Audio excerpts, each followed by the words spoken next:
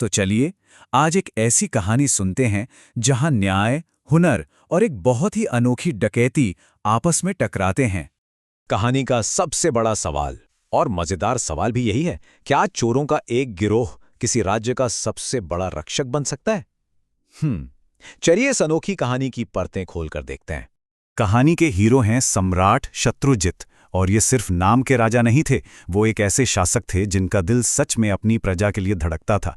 मतलब वो उन्हें अपनी संतान की तरह ही मानते थे। लेकिन इतने अच्छे शासक का एक बहुत गहरा राज भी था। रात के अंधेरे में वो सम्राट नहीं रहते थे, वो एक आम इंसान का भेष बदलकर अपनी ही सल्तनत की गलियों में निकल पड़ते थे।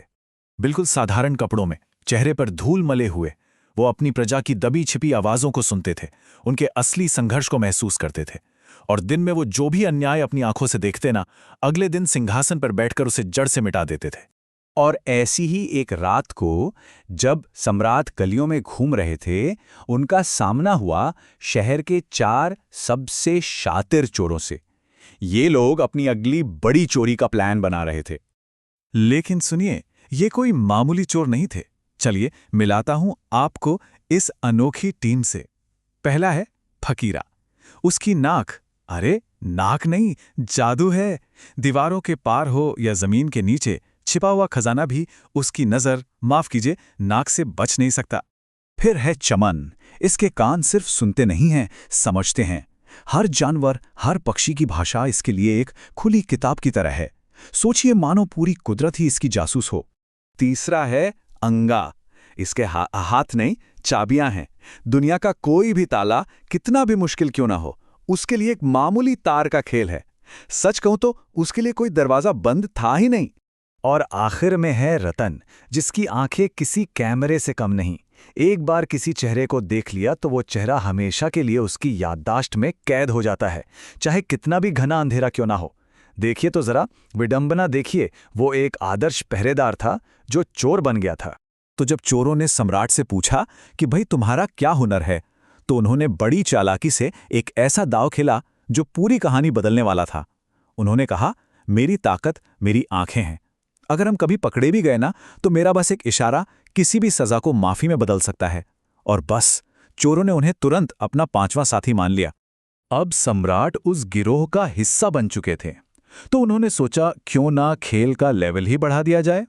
उन्होंने चोरों को छोटी मोटी चोरियों से आगे बढ़कर कुछ बहुत बड़ा करने के लिए उकसाया। उन्होंने एक ऐसा प्रस्ताव रखा जिसने चोरों की सांसें ही रोक दी। उन्होंने कहा, ये छोटी मोटी चोरियों में क्या रखा है, चलो सीधा शाही खजाने पर ही हाथ साफ करते हैं। ये सुनते ही उन चारों की आंखों में लालच की एक अलग ही चमक आ गई। और फिर वो रात आ ही गई। 5 लोगों का वो अनोखा गिरोह रात की खामोशी को चीरता हुआ महल की तरफ बढ़ चला, इतिहास की सबसे बड़ी चोरी को अंजाम देने। जैसे ही वो लोग महल के पास पहुंचे, एक पहरेदार कुत्ते के जोर जोर से भौंकने की आवाज ने सारी खामोशी तोड़ दी। ये उनकी पहली चुनौती थी और गिरोह में एक पल के लिए घबराहट सी फैल गई। तभी चमन ने उस कुत्ते की आवाज को समझा और जो उसने बताया वो तो हैरान करने वाला था। उसने कहा, दोस्तों, ये कुत्ता कह रहा है कि खुद सम्राट हमारे साथ हैं। यह सुनकर बाकी के चोर जोर से हंस पड़े। उन्हें क्या पता था कि कहानी का सबसे बड़ा राज उनके सामने खुल चुका था। इसके बाद तो सब कुछ बिल्कुल प्लान के मुताबिक हुआ। फकीरा की नाक उन्हें सीधे खजाने तक ले गई। अंगा के माहिर हाथों ने पलक झपकते ही उस भारी भरकम ताले को खोल दिया, और जैसे ही दरवाजा खुला, सामने सोने और जवाहरात का एक पूरा समंदर था। एक तरफ चोर अपनी थैलियां भरने में लगे थे और दूसरी तरफ सम्राट अपना आखिरी दांव चल रहे थे। उन्होंने बड़े आराम से भविष्य की चोरियों का बहाना बनाकर उन सब से उनके नाम और पते पूछ लिए। लालच में अंधे हो चुके चोरों को जरा सा भी शक नहीं हुआ। अगली सुबह जब सूरज उगा तो डकैती की खबर ने पूरे राज्य में जैसे तहलका मचा दिया।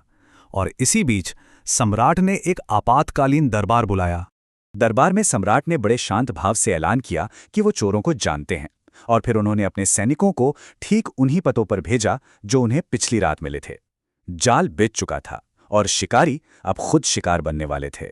जब चारों चोरों को जंजीरों में जकड़कर दरबार में लाया गया तो रतन की नजरें सीधा सिंहासन पर बैठे राजा पर जाकर टिकीं और उसका चेहरा डर से सफेद पड़ गया। उसने कांपती हुई आवाज में कहा, हमारा 5वां साथी खुद सम्राट थे। और बस खेल खत्म हो चुका था। लेकिन सम्राट ने उन्हें सजा नहीं दी। नहीं, उन्होंने उन चोरों में वो देखा जो आज तक किसी ने नहीं देखा था, उनकी अनोखी काबिलियत। वो समझ गए कि एक चोर का हुनर अगर उसे सही दिशा दी जाए तो वो एक रक्षक का सबसे बड़ा हथियार बन सकता है। और सम्राट ने ठीक यही किया। फकीरा, जिसकी नाक खजाना सूंघती थी, अब अपराधियों को सूंघने वाले खोजी दस्ते का प्रमुख बन गया। चमन, जो जानवरों की भाषा समझता था, शाही अस्तबल का प्रमुख बना। अंगा, जो दुनिया का हर ताला तोड़ सकता था, अब शाही खजाने का रक्षक बना। और रतन, जिसकी आंखों से कुछ नहीं छिपता था, महल की सुरक्षा का प्रमुख बन गया। वो चोर अब सम्राट के सबसे वफादार सिपाही बन चुके थे। तो ये कहानी हमें एक बहुत गहरे सवाल के साथ छोड़ जाती है। किसी इंसान को असल में कैसे आंका जाना चाहिए, उसके अतीत से या उसकी छिपी हुई क्षमताओं से? सम्राट शत्रुजीत ने तो अपना जवाब दे दिया। सोचने वाली बात है ना?